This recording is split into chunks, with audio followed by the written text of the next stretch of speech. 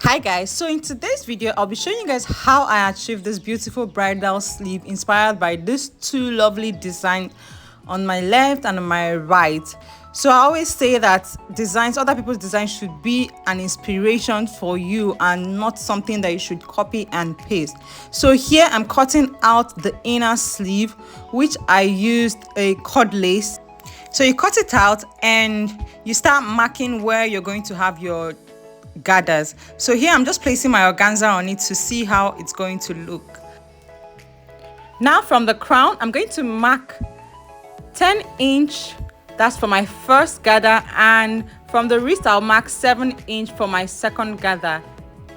So from the crown, for the organza, you're going to raise the crown up by 6 to 8 inches depending on how high you want it to be.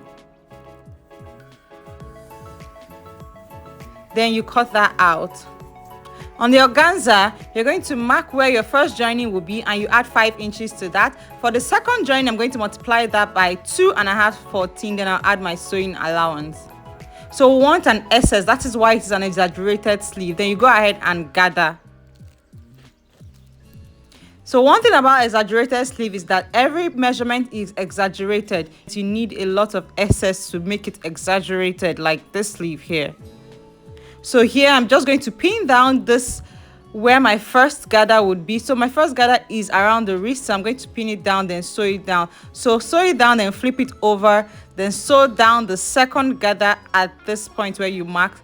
Sew down the last gather on the crown. So this is what we have after sewing everything down.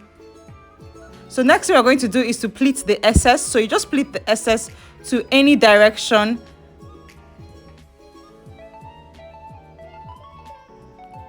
So you pleat it on the other side as well. Then you can now go ahead and join your sleeve.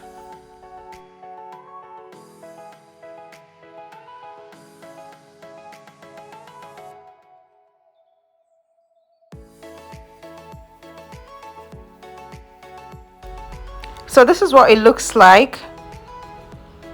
So this is how we're able to achieve this beautiful bridal sleeve inspired by those two lovely designs.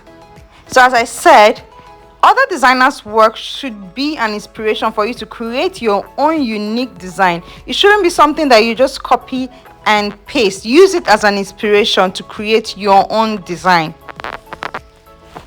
Thank you guys for watching. I hope you're able to achieve or at least recreate something like this, or use it as an inspiration to create something unique as well. Bye.